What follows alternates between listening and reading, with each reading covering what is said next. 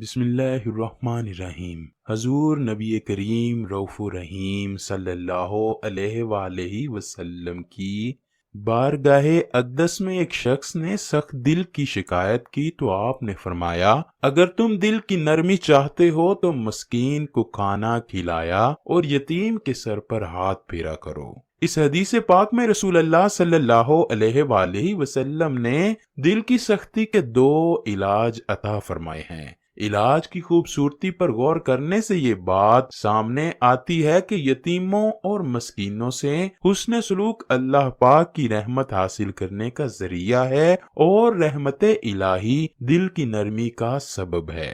ابن ماجہ کی حدیث نمبر 4216 میں حضرت عبداللہ روایت کرتے ہیں کہ ایک دفعہ رسول اللہ صلی اللہ علیہ وآلہ وسلم سے سوال کیا گیا کہ لوگوں میں سب سے بہتر کون ہے؟ رسول کریم صلی اللہ علیہ وآلہ وسلم نے فرمایا، ہر صاف دل اور زبان کا سچا۔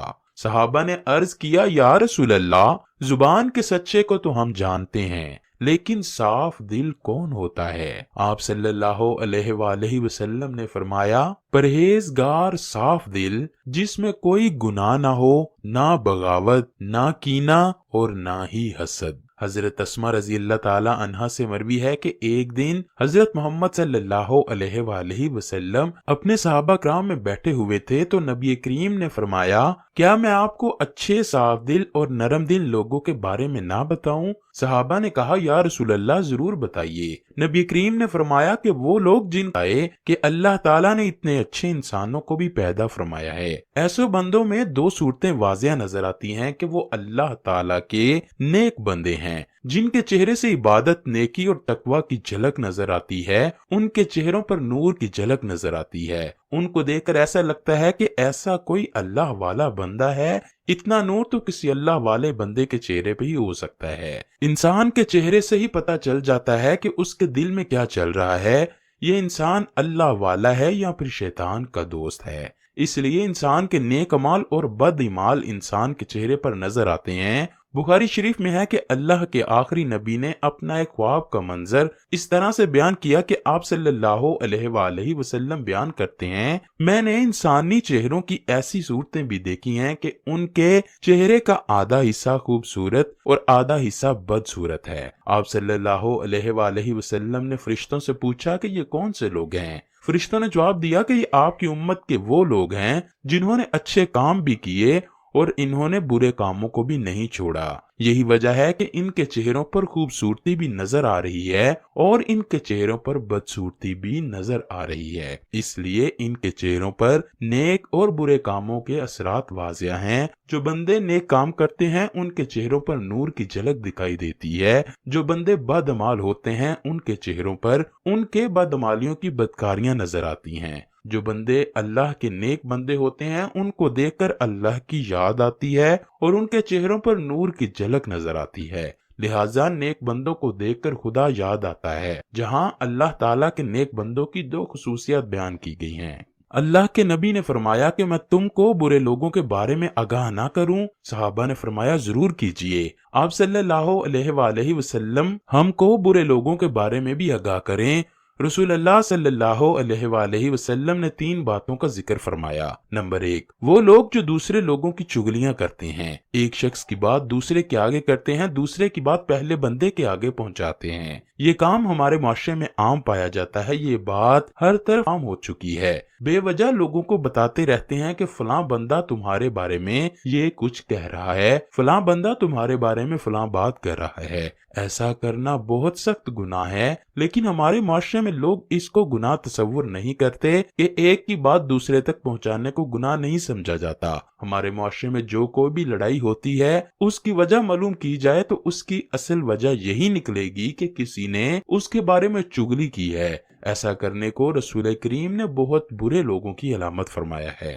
نمبر 2، دوستوں میں فساد ڈلوانے والے برے لوگوں میں سے ہوتے ہیں۔ یہ بھی عام ہے کہ 2 دوست بڑی خوشی کے ساتھ رہ رہے ہوتے ہیں لیکن لوگ اس کی دوستی کو برداشت نہیں کر پاتے۔ وہ لوگ ان 2 دوستوں کے درمیان غلط فہمیاں ڈال کر ان کو آپس میں جدا کر دیتے ہیں۔ اس طرح سے ان کی دوستی دشمنی میں بدل جاتی ہے۔ ان کے درمیان غلط فہمیاں پیدا کرنے والا شخص بہت ہی برا تصور کیا جاتا ہے۔ ایسے لوگوں کو نبی کریم نے برے لوگوں میں شمار فرمایا ہے۔ نمبر 3، لوگوں میں عیب تلاش کر کے ان کے عیب دوسروں تک پہنچانے والوں کو بھی اللہ کے نبی نے برے لوگوں میں شمار کیا ہے۔ دنیا میں عیب اور کمزوری سے کوئی بھی بندہ پاک نہیں، لیکن اللہ تعالیٰ نے لوگوں کے عیبوں پر پردے ڈال رکھے ہیں۔ لوگ ایسے لوگوں کو اچھا سمجھتے ہیں کہ لوگوں کو عیب تلاش کرنے والے لوگ ہر وقت دوسروں کے عیب تلاش کرنے میں لگے رہتے ہیں۔ جب عیب تلاش کرنے والوں کو کوئی کسی کے بارے میں بات کا پتہ چلتا ہے تو وہ اس کے عیبوں کو دوسروں تک پہنچانے میں دیر نہیں لگاتے۔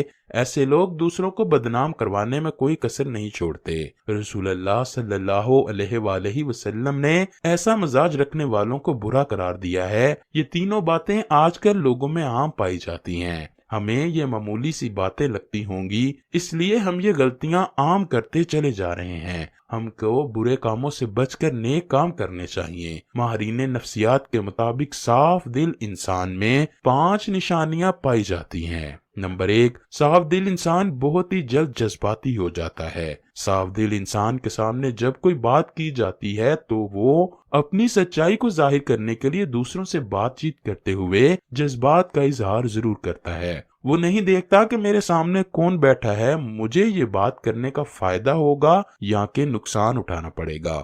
وہ صاف صاف بات سب کے سامنے کہہ گزرتا ہے۔ وہ سب کے سامنے کھل کر اپنی سچائی کو ظاہر کرتے ہوئے جذباتی ہو جاتا ہے۔ نمبر 2، صاف دل انسان کو غصہ بہت ہی جلدی آ جاتا ہے۔ وہ جس طرح اپنی صفائی ظاہر کرنے کے لیے جذباتی ہوتا ہے، دوسروں سے لڑ پڑتا ہے، اسی طرح صاف دل انسان کا غصہ بھی بہت جلد ٹھنڈا ہو جاتا ہے۔ صاف دل انسان کا دل ایسے ہوتا ہے جیسے کہ کچھ ہوا ہی نہیں۔ نمبر 3، صاف دل انسان کا دل بہت ہی نرم ہوتا ہے۔ لوگوں کے سخت رویے اس کو بہت تکلیف دیتے ہیں۔ اس سے کوئی بدتمیزی کرتا ہے تو اس کے ساتھ تلخی سے بولتا ہے تو وہ اندر سے ٹوٹ جاتا ہے۔ نمبر 4، صاف دل انسان کسی بھی رشتہ دار اور دوست کو تنگ نہیں کرے گا۔ وہ دل و جان سے اپنے رشتے اور دوستی نبھائے گا۔ وہ کبھی بھی کسی کو دھوکہ دینا پسند نہیں کرتا۔ نمبر 5، ماہرین نفسیات کے مطابق ایک صاف دل انسان دوسروں کے دل میں وہ محبت نہیں پیدا کر سکتا جو پیار و محبت وہ دوسروں سے رکھتا ہے۔ جو درد وہ دوسروں کے لیے اپنے اندر رکھتا ہے وہ اس کا اظہار نہیں کر پاتا۔ اللہ سے دعا ہے کہ وہ ہمیں نیک کام کرنے اور نبی کریم صلی اللہ علیہ وآلہ وسلم سے بے پناہ محبت عطا فرمائے۔